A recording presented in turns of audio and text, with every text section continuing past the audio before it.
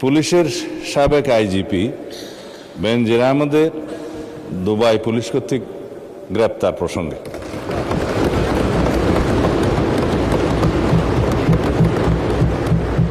এ বিষয়ে আমি মহান জাতীয় সংসদকে অবহিত করছি যে বর্তমান সরকার দায়িত্ব গ্রহণের পর দুর্নীতি মামলায় অভিযুক্ত পুলিশের সাবেক আইজিপি বেনজির আহমেদকে গ্রেফতারের জন্য ইন্টারপোলের সাথে নিবিড়ভাবে কাজ করার জন্য নিয়োজিত পুলিশ হেডকোয়ার্টার্সের national central bureau NCB Dhaka কর্তৃক ইন্টারপোলে আবেদন করা হয়।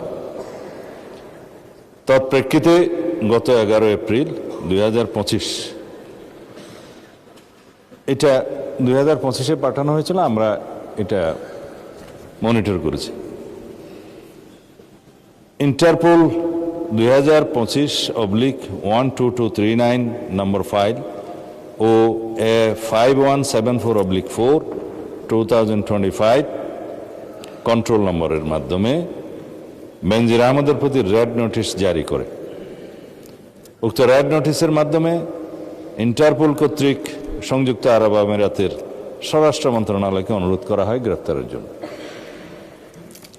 মাননীয় স্পিকার, আমি এই মহান সংসদের মাধ্যমে সমগ্র জাতিকে জানাচ্ছি যে গত 12 জুন 2026 তারিখে সংযুক্ত আরব আমিরাতের স্বরাষ্ট্র মন্ত্রণালয়ের directorate general of federal criminal police national central bureau NCB Abu Dhabi হতে প্রেরিত একটি ইমেইলের মাধ্যমে বাংলাদেশ সরকারকে জানানো হয়েছে যে দুর্নীতি মামলায় অভিযুক্ত বেনজির আহমেদকে সংযুক্ত আরব আমিরাত পুলিশ কর্তৃক গ্রেফতার করা হয়েছে।